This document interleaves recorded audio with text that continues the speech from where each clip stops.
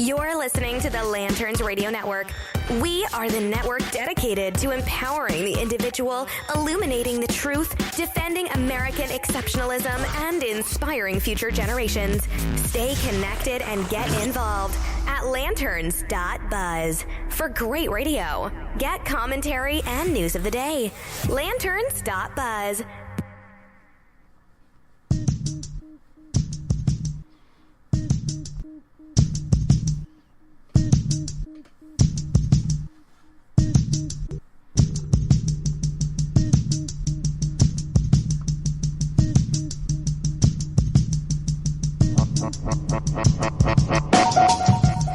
Good afternoon, everybody. You're listening to the Holonet Podcast here on the Lanterns Media Network, live from Phoenix, Arizona. I'm your host, Matt Holloway.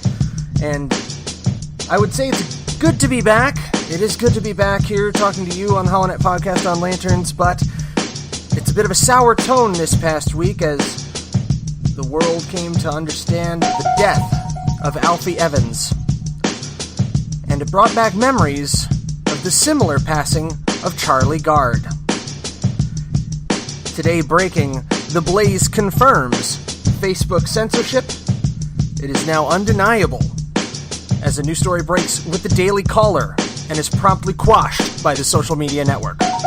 All that and more, and even Red for Ed here in Arizona, here on the Holonet Podcast on the Lanterns Media Network. Stick around.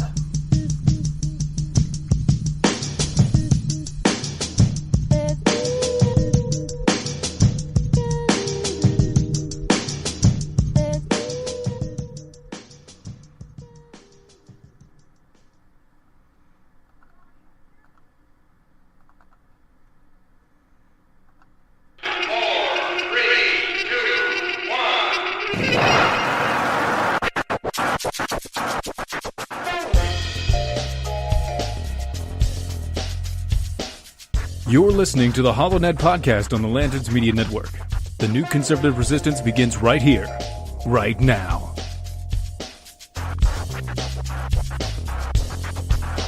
I will build a great wall on our southern border, and I will have Mexico pay for that wall. Mark my words.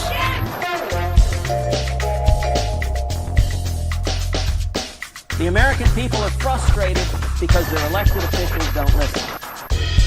When we're home on the campaign trail, we say we listen. And yet something about this Senate floor, something about Washington, D.C., I don't know if it's the water, something in the air, the cherry blossom, but people get here and they stop listening to the American people.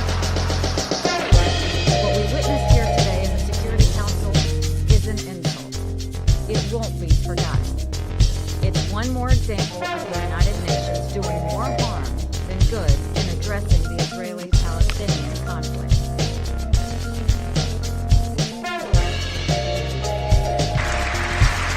My duty, and the sacred duty of every elected official in this chamber, is to defend Americans, to protect their safety, their families, their communities, and their right to the American dream. Because Americans are dreamers too.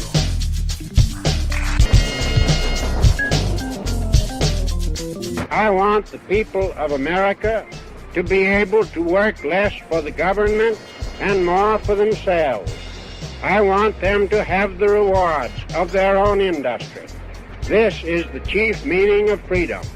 Until we can reestablish a condition under which the earnings of the people can be kept by the people, we are bound to suffer a very severe and distinct curtailment of our liberty. The chair recognizes the gentleman from Arizona.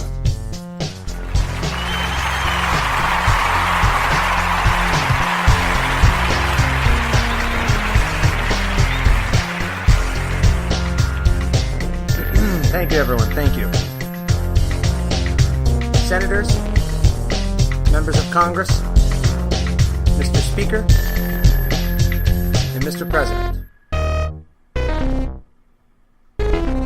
You had one damn job. Seriously. Allied reinforcements have arrived from the west. You're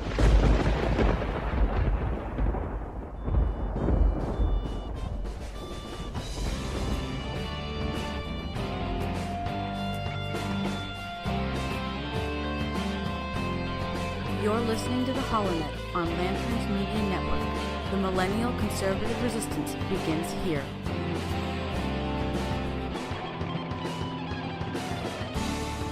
Yes, that is right indeed. You are listening to the HoloNet podcast here on the Lanterns Media Network. And the new millennial resistance does indeed begin right here, right now with you. Thank you for joining us. My name is Matt Holloway, your, as always, humble host. Now, wanted to jump in today's show recognizing one of the most heartbreaking pieces of news of the day that this past week, as many of you are aware, Alfie Evans did lose his battle with the as yet still unknown degenerative brain condition that he had with very little help, it would seem, from the United Kingdom's NHS, National Healthcare System. He died while the court battle was still ongoing to determine his parents' ability to even take him home.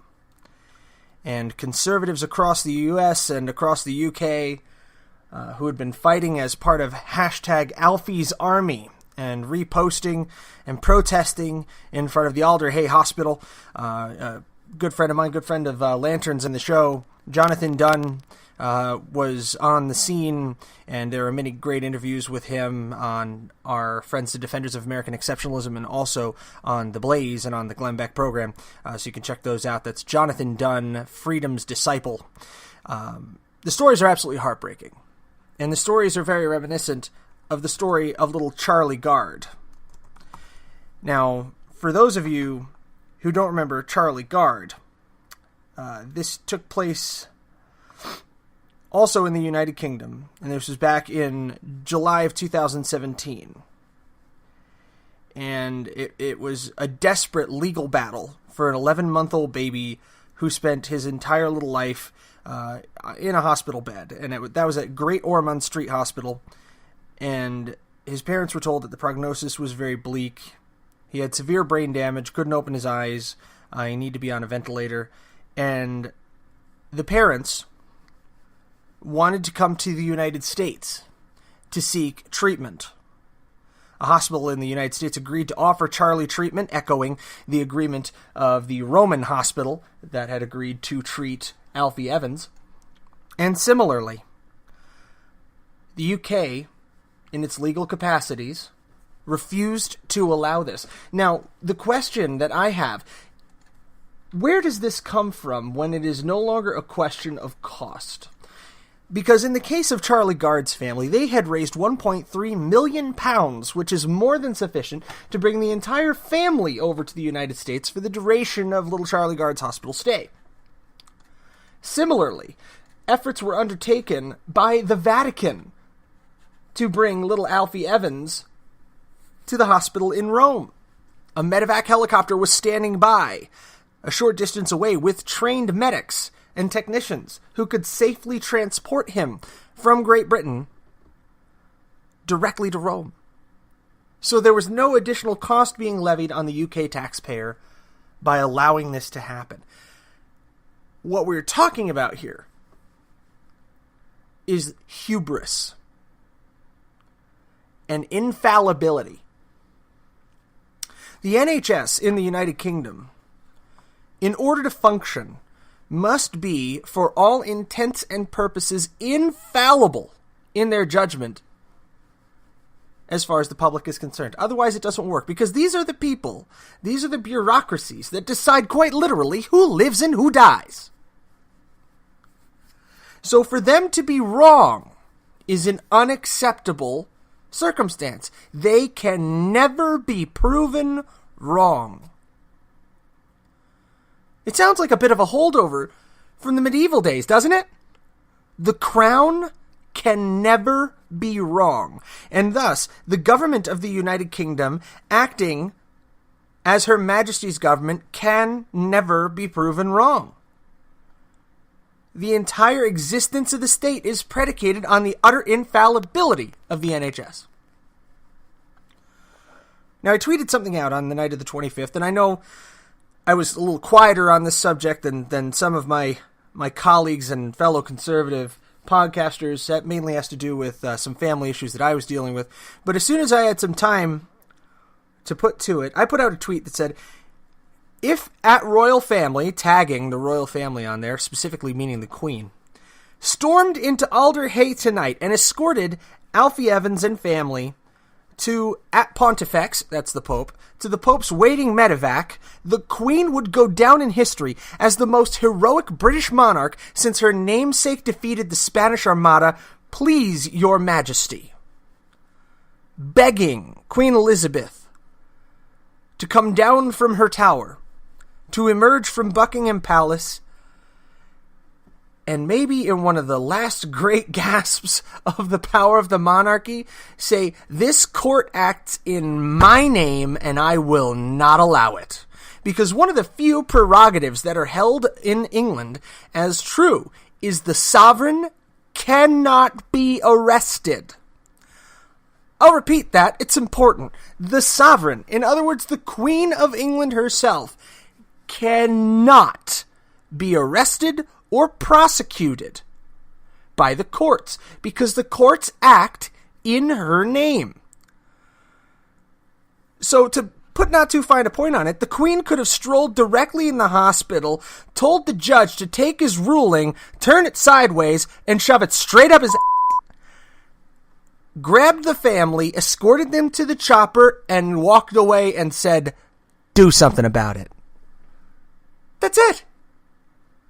The Queen's powers are limited. Quite limited in the 21st century. But if you do some research, there are some prerogatives that remain. This is why the Queen's vehicles don't have license plates. The Queen can drive 150 miles an hour down the main route of the UK if she really had a mind to do it. Because in all legal perspective, it's her damn road. So, the Pope stepped up and said, we will take this family in, and urged the Italian government to grant them citizenship, which the Italian government promptly did. They put a medevac helicopter minutes away from the hospital, ready to go at a moment's notice. If the Queen had seen fit to intervene, it would have been without question. It would have been to pull a line from A Knight's Tale beyond contestation. But Buckingham was silent. 10 Downing Street was silent. The UK failed Alfie Evans, the same as the UK failed Charlie Gard. And I've been listening to an amazing podcaster and YouTuber, Sargon of Akkad, a resident of the UK, one of Her Majesty's subjects. And if you want to get a little feel for how fast things are going badly over there, listen to Sargon a little bit. Or even listen to Jonathan Pye, if you're more along the left-leaning side of things, which if you're listening to this program, I sincerely doubt. But the UK is falling fast. In fact, some say England has in fact fallen. For to Josie Jackson, one of our great Lanterneers, one of our writers on lanterns.buzz, posted 4/25/18, same day. The fall of England has arrived, riding the people of its country like a beaten animal. Its people are now held against their will from leaving the country if they wish. I thought the death of this once great country would show itself through over-immigration and the violence that came with it. However, it is in the treatment of its most vulnerable people, the sick and dying, that has shown the truth of socialism most clearly. What happened to Charlie Gard and now Alfie Evans, along with their parents, shows us why it is not good to be living or sick in England, especially if you're fighting for your life. You will be left to die, because fighting for your life costs too much. You don't have a choice, because in the world of socialized medicine, your life isn't yours. It belongs to bureaucrats who have reduced your life to mere decimals as they determine your worth in terms of monetary definitions. I'm not going to read the whole story. I strongly recommend you check it out. Again, that's from Josie Jackson, Lanterneer, one of our fantastic writers on Lanterns.buzz. Absolutely heartbreaking scenario. And a cautionary tale. Every time someone comes up and says, Medicaid for all, or Medicare for all, socialized medicine, next time a Bernie bro comes at you and says, we should have the NHS, remind them of Alfie Evans and Charlie Gard. And say, next time, it could be your baby. So today, I say, remember Alfie. And remember Charlie. When we come back, we're going to get into the weeds here on my own home ground, where the HoloNet began. Facebook. The shroud is fallen. The emperor has no clothes. And Facebook's censorship of conservative outlets is now laying bare for all to see. You're listening to the HoloNet podcast on the Lanterns Media Network. Stick around.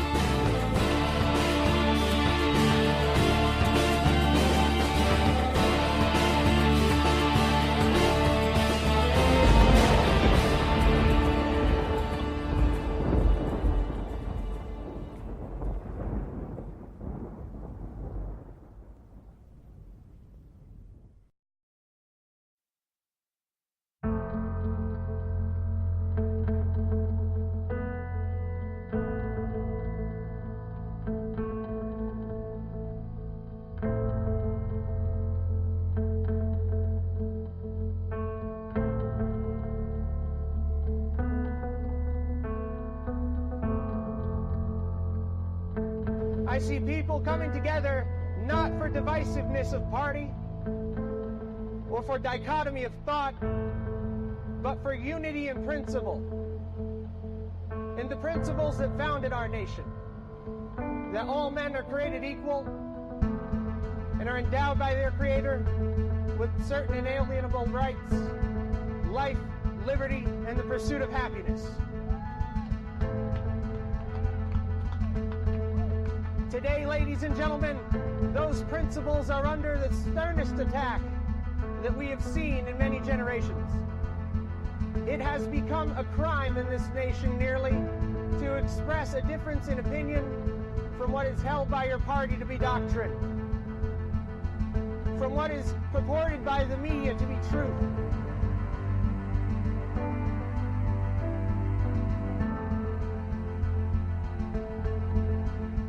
We have an opportunity to reach out to our fellow Americans regardless of their creed and regardless of their political inclinations, and unite as Americans, not as Republicans or as Democrats, as liberals or conservatives, but to unite around the principles that have guided this nation so well.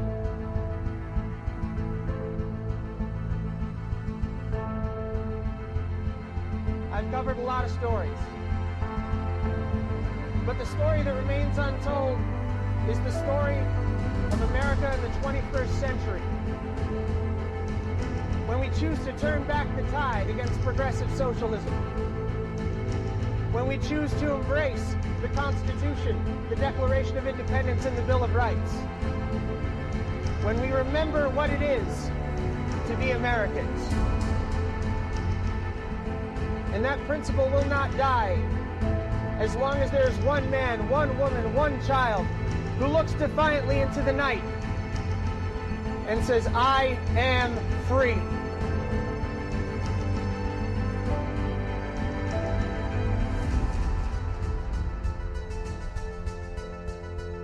You're listening to the HoloNet podcast on the Lanterns Media Network. The new conservative resistance begins right here, right now.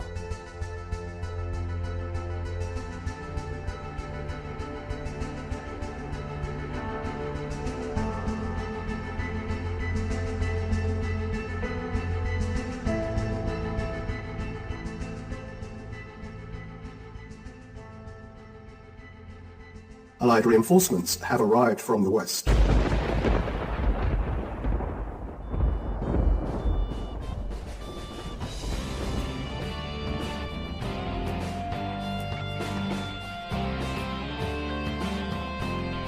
You're listening to the HoloNet on Lanterns Media Network. The millennial conservative resistance begins here.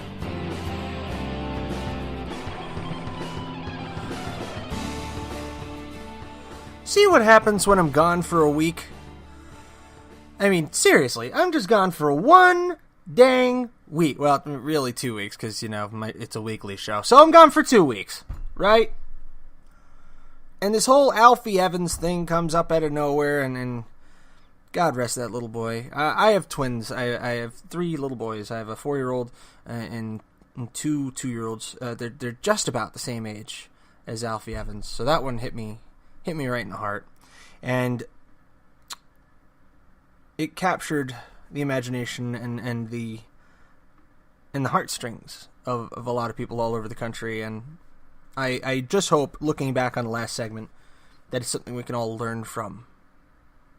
And that we can take solace that so many people are aware now of the evils of socialized medicine and government-run healthcare that hopefully it never comes to our shores. But got to pivot, got to move on to a new topic, and it's just really, really insane now that the prospect of nuclear war is apparently gone.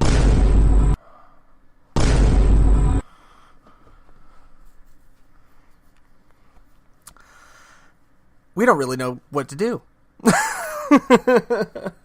It seems like we really don't know what to do with ourselves unless there's that ever-present threat of nuclear war with North Korea.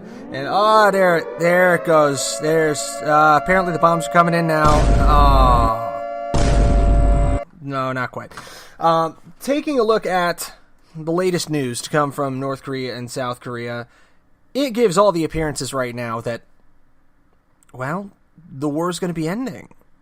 Now, we've been here before, but there have been very, very consequential, very symbolic gains made.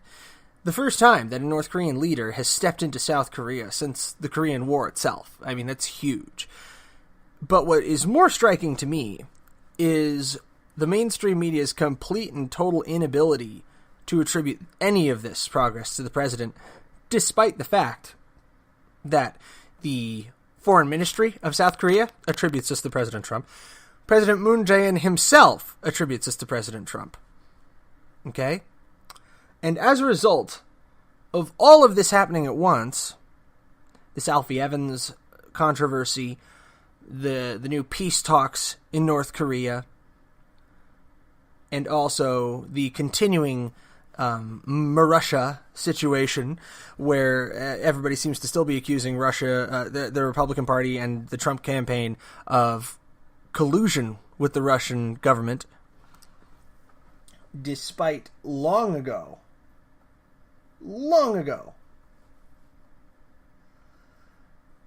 having lost any steam.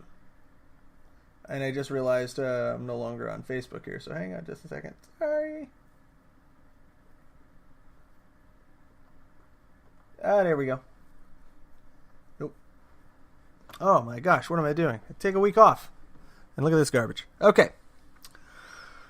So as I was saying, Facebook. Check in with the Blaze today. And apparently, Facebook suppression of conservative opinions, #confirmed.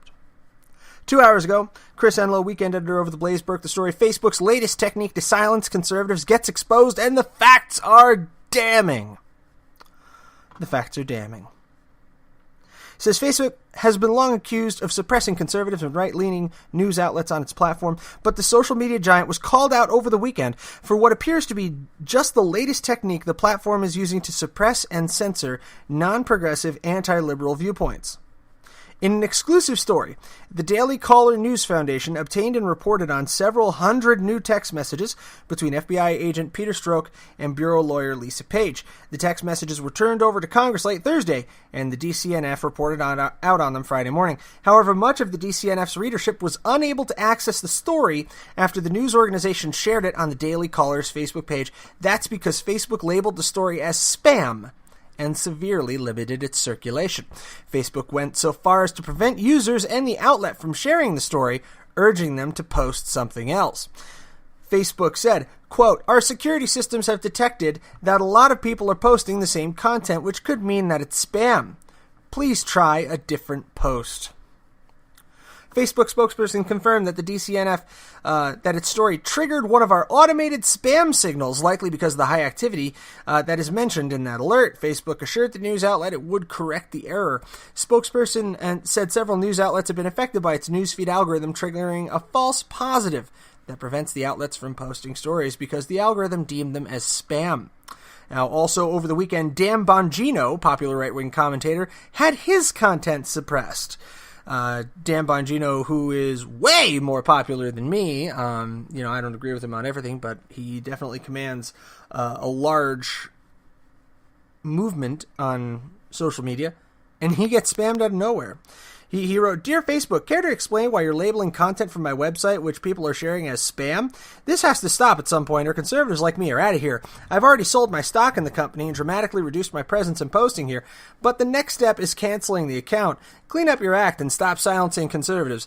At this point, I would like to remind you all that the HoloNet is also available on bitchute.com. That's bitchute.com. You can find the HoloNet podcast there in video form. When YouTube and Facebook do eventually censor conservatives to death, I think that's where you're largely going to find some of the more conservative content out there on the internet. That is on bitchute.com. And you can also find us on Patreon, as long as that lasts, because that's another group that seems to be bringing the hammer down, and also on Maker Support. So all of you out there that are huge supporters of the freedom of speech, you're probably going to want to look at BitChute and also Maker Support to support those creators. So, The Blaze referenced an analysis by Western Journal, which I recommend you check out. This is data back in March, confirmed Facebook's recent algorithm change is crushing conservative sites and boosting liberals. And they actually laid it out very, very clean. The New York Post versus the New York Daily News. The Post is well known as a right-leaning outlet, whereas the Daily News has an established left-leaning slant. And the Daily News saw a 24.18% boost in its readership, and the New York Post saw an 11.44% decrease. And there are a number of these out there that are very, very easy to find. So, for example, Talking Points Memo took almost an 80% hit on the left, which is interesting. That would seem to be one of these strange ones. National Review took about 70% hit. About the only ones to see an increase on the conservative side were the Washington Free Beacon, Fox News, the New York Post, and of course Forbes, which the fact that Forbes is judged as being more conservative is very, very interesting. But yeah, you can check out this whole chart. It's very, very interesting. The Blaze, it looks like, took about a 40% hit. But the vast majority of liberal outlets have seen an increase of up to 50% due to the new changes in the Facebook algorithm. Now, speaking for the HoloNet, I know I've noticed a difference.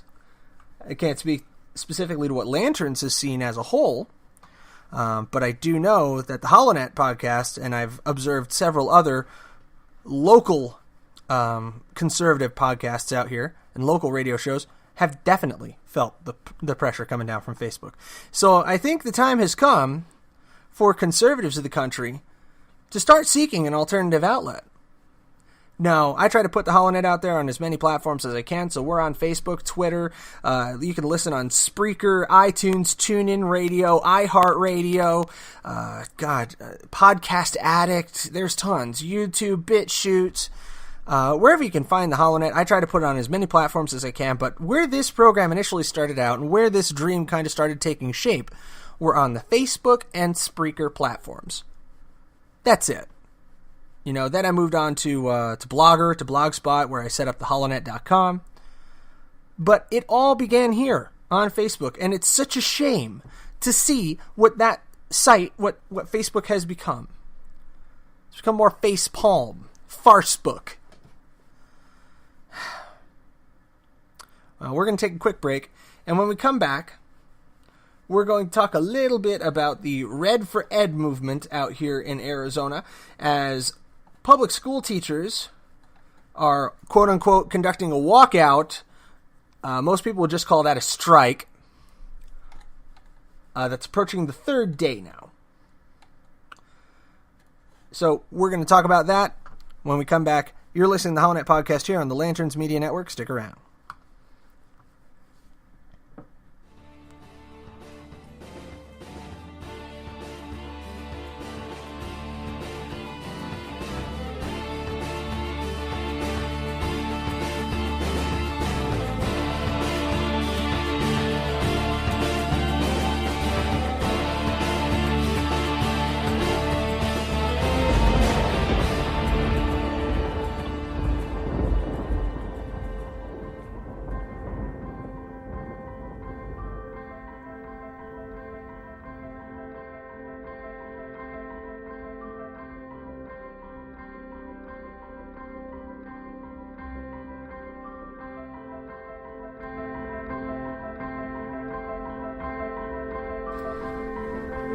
Hey everybody, this is Matt Holloway. You're listening to the HoloNet Podcast on the Lanterns Media Network, and I want to thank you for your continued listenership and readership and all the support that you've given me and everyone here at Lanterns over the course of the last year or so. Now, as we come up on a year of delivering this podcast on a weekly basis, we've begun to feel a bit more like a community here at Lanterns.buzz, and right now, we're a community that's in need of assistance. So I wanted to call on all of you today, if you can, to log on to patreon.com and search for Lanterns on patreon.com. That's patreon.com/lanterns, because we need your assistance in order to build this network out bigger, stronger, and better than it's ever been. With your support, we can bring in more voices that have been stifled. We can celebrate American exceptionalism. We can grow and educate our people. We can lift a lantern to shine a light into the darkness. Our mission is to shine a light on the actions that our government is taking now or have taken in the past to threaten the rights of Americans without consideration to the political party or organization. We will expose destructive counterculture that aim to destroy the idea of America and celebrate the parts of our culture that live up to the great ideals formally expressed by our founders. Up until now, our entire operations have been funded from the generous contributions of our team members. That generosity has created a growing demand for our pro-American content, and with that growth has come new challenges to expand our operations. Our goal is to expand and maintain the operations of our website and the radio network.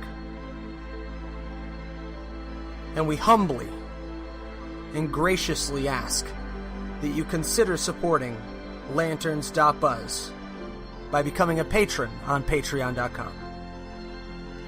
Again, that's www.patreon.com/lanterns.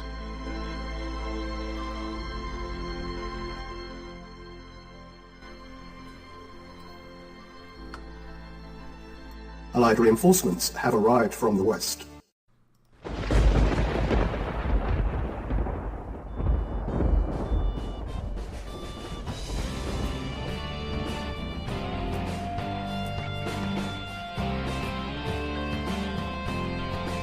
listening to the HoloNet on Lanterns Media Network. The millennial conservative resistance begins here.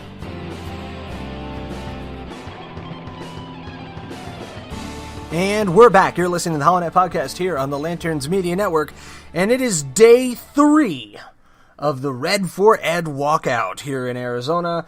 If you haven't heard about this at all, Red for Ed, or, a movement to increase teachers' pay, is going into its 3rd day of protests at the Arizona Capitol, and more than 100 Arizona school districts and charters comprising more than 1,000 schools notified parents that schools will be closed in response to the statewide walkout. The state's 10 largest school districts have announced they will remain closed on Monday. Arizona Educators United organizations have said the duration of the statewide walkout will depend on, quote, the response from the legislature and educators.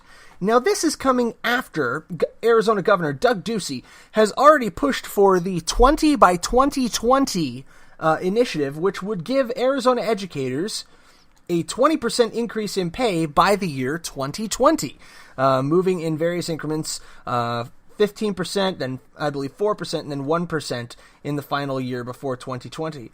So here is the big question, okay? What the hell do they want?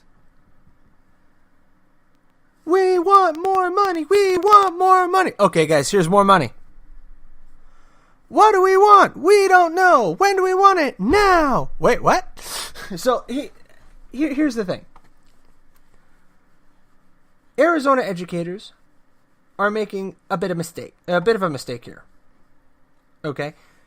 If they had waited a couple of weeks, just a couple of weeks, mind you, to take this kind of an action, to hold a bunch of rallies and pick up a bunch of steam and call out Governor Doug Ducey, I think they would have gotten a lot more support if they weren't screwing with the students' school year and substantially messing with a lot of parents' lives. Because, so many students, thousands upon thousands of students, are not going to be able to go to school. So, what do the parents do?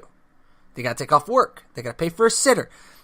I'm sure in the state of Arizona, it is a very good day to be a child care expert right now. You have more work than you know what to do with.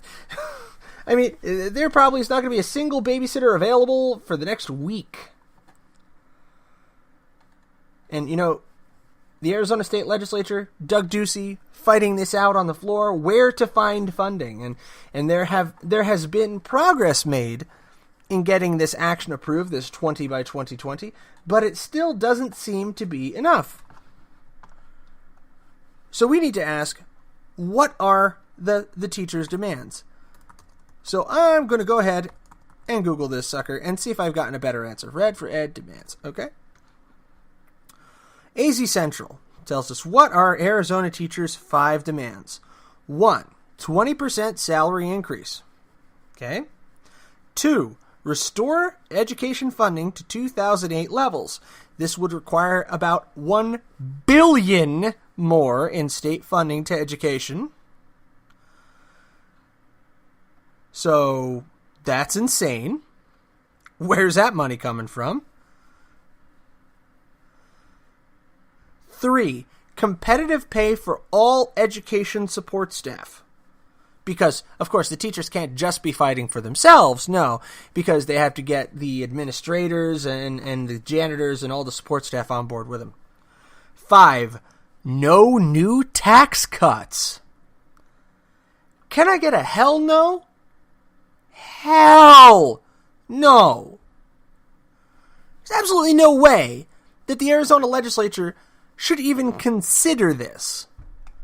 This is the coup de grace right here. This is the insurmountable hill. This is the bridge too far that will stop any progress from being made along these lines. They have literally put up a demand that is impossible to meet. So, the Arizona educators are now going to take this threat of a teacher strike and roll it out every time there's a new tax cut? To be more specific, they're demanding that no new tax cuts are made until per-pupil funding reaches the national average. According to U.S. Census Bureau's 2015 figures, Arizona spent $7,489 per pupil compared with the national average of $11,392, difference of about 34%. But I think what a lot of people are missing here is that's the national expenditure, how much Arizona is spending per student. That doesn't qualify the level of quality of the education that they're getting. That just says how much money we're throwing at it. And speaking of money, where do they propose that $1 billion in additional funding come from? They're going to have to increase taxes on everyone across the board in order to make that happen. Can you handle that? I can't. Not in this fragile economy. You can tell me inflation's not going up. Anybody else notice that gas in Arizona hit about $2.80 a gallon this past week? I noticed. Anybody notice their grocery bill seemingly going up by about 5-6% per quarter? I did. And now, you're going to come here and say, we need to start taxing more at the state level? I don't think so. This is the time when you need to be reducing the tax burden on the population, not increasing it. But here's a thought, and I'm going to credit this to a couple of friends of mine. How about we talk about reforming the benefits package for these teachers? What do you think about that? When it takes ordinarily in, the private sector, those private sector companies that still have pensions where that's still a thing, usually that takes about 40 years before you can retire on a pension. Teachers, I believe it's about 30 years. So how about we push back the retirement age by about 5 years? Make it 35. Why then, you have all the money for a pay raise that you could need. It's worth thinking about. Why don't we look at that? Why don't we look at the benefits package and see how that can be priced more intelligently, how we can reduce the state's liabilities there to be able to meet that $1 billion gap in per student expenditure. Get back to those 2008 levels. And Arizona right now is on an economic upturn. What happens when there's another recession and these changes are codified? So the state must make them. You see, the way government finance works is you, in order to gain funding for something, can either tax it now, or you tax it later, or you pull funding from something else. Those are the three ways that you can do funding at a state level. Now, at the federal level, it gets a little fuzzy because you can talk about currency manipulation and all that and quantitative easing. But at the state level, you cannot generate currency. Same thing at the municipal level. You have to find the money somewhere. So you either borrow, you steal, taxing, or you defund something else. Those are your only options, kids. This Red for Ed is the state of Arizona's Kobayashi Maru, and the Arizona Educators Association has deliberately set us on a course with failure. They have set themselves on a collision course because they are outwardly denying reality. If they believe they can impose their will on the state legislature to not decrease taxes until that per pupil level is caught up. It's unsustainable. It's foolish. And it will end badly.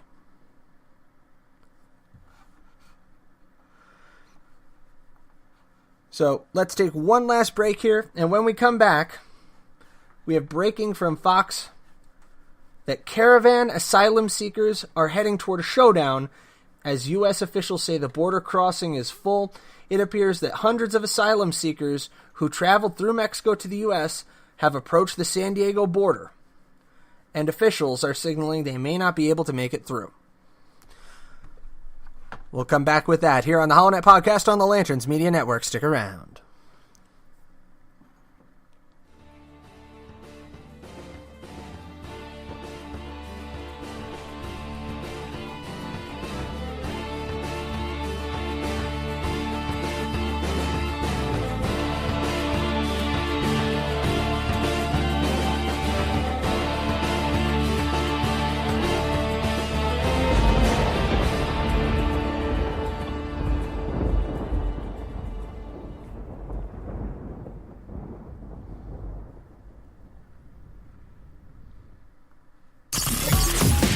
You're listening to the Lanterns Radio Network. We are the network dedicated to empowering the individual, illuminating the truth, defending American exceptionalism, and inspiring future generations. Stay connected and get involved at lanterns.buzz for great radio. Get commentary and news of the day. Lanterns.buzz. Allied reinforcements have arrived from the west.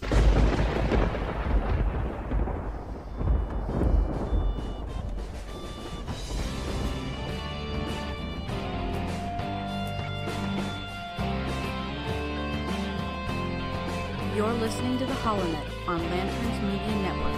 The millennial conservative resistance begins here.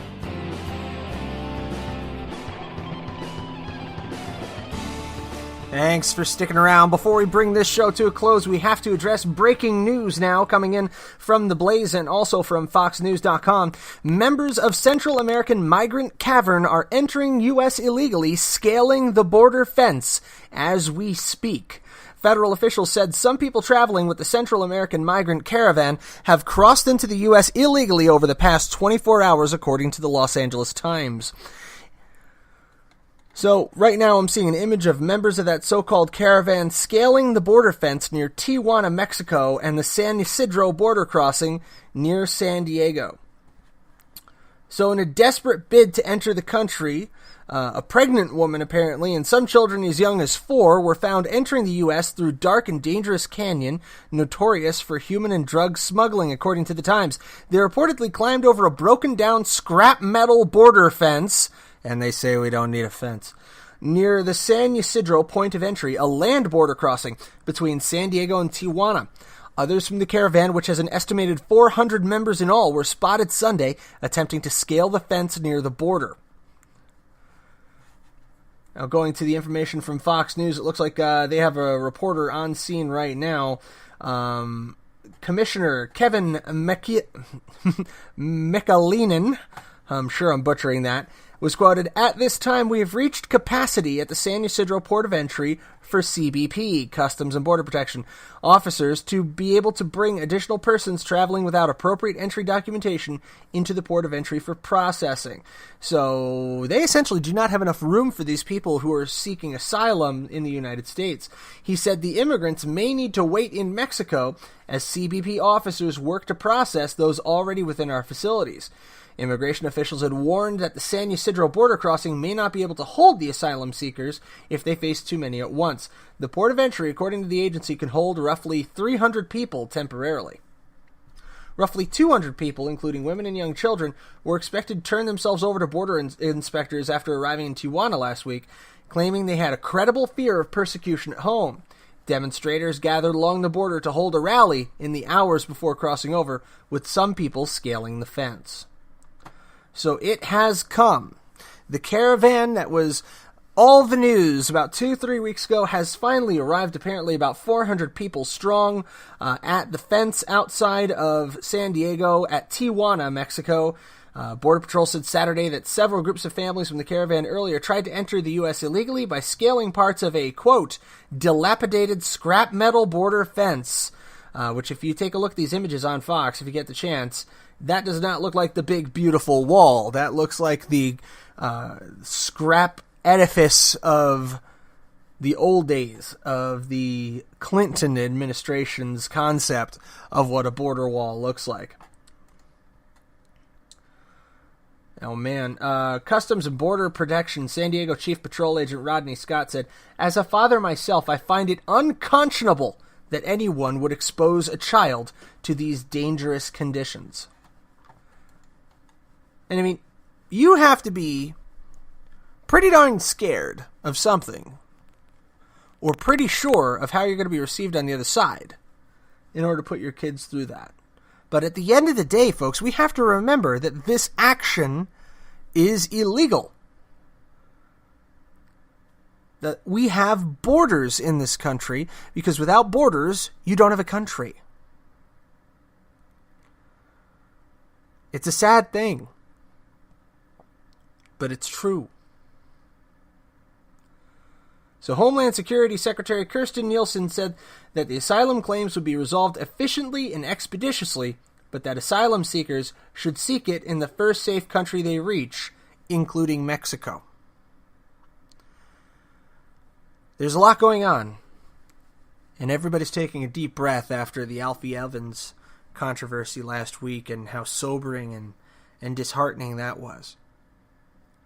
And then suddenly we're confronted with the prospect of possible peace in Korea, which we're all hoping doesn't turn out to be Neville Chamberlain revisited.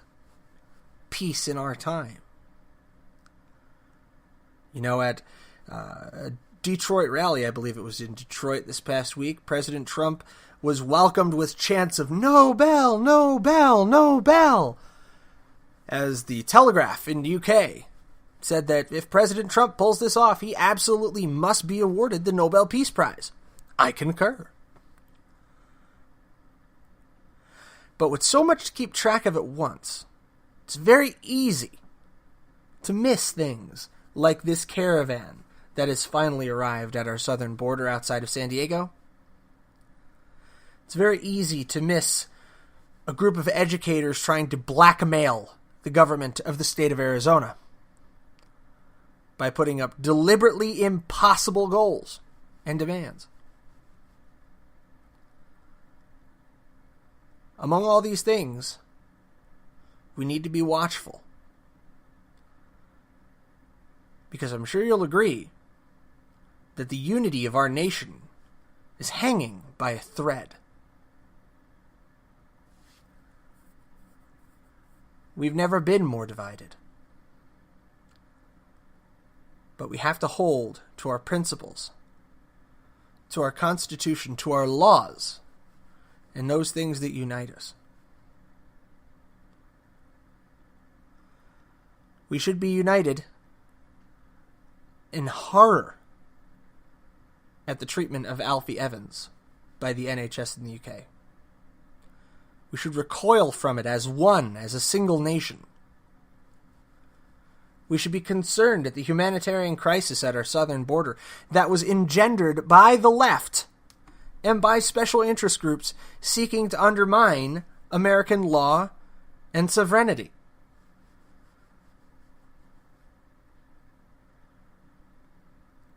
We need to be united in our own best interests as a country. The best interests of our future. And also in our humanity. So while I look at the border, I wish these people no ill. I believe they must be dealt with humanely. And we should do everything that we can to protect them. Protect the families that have a legitimate cause to be here. Turn away those who do not. And get these people back to their homes safely. Because at the end of the day, they left their homes in search of a better home. But they have to do it correctly. There's a right way, and there's a wrong way to do these things. And we cannot sour the experience of emigrating to the United States by allowing these kinds of things to happen and allowing people to circumvent the system.